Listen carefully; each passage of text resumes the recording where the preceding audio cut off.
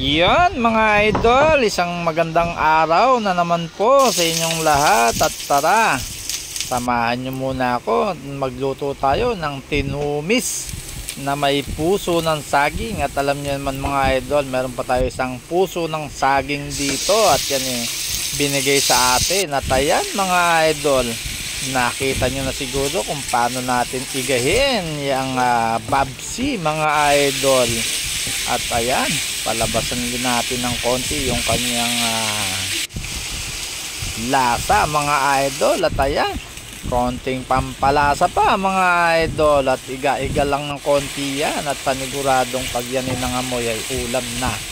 At ayan po, ilagay na natin yung puso ni Aryong mga idol. At talaga namang panalong panalo yan. Alam nyo ba mga idol, natutunan ko yung pagluluto na yan sa akin lola Enyang mga idol. At ayan po, talaga naman, yan nga palang puso ng saging ay binanlian lang natin at nilagyan natin ng konting asin at nilamas-lamas ng konti.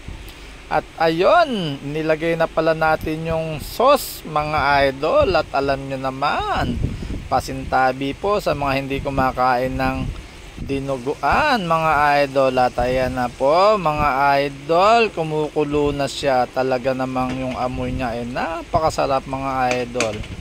Shoutout nga pala sa mga followers ko. At ayan, naglagay pa tayo ng 4 na silit para may kapit ng kotit pampalasa pa mga idol.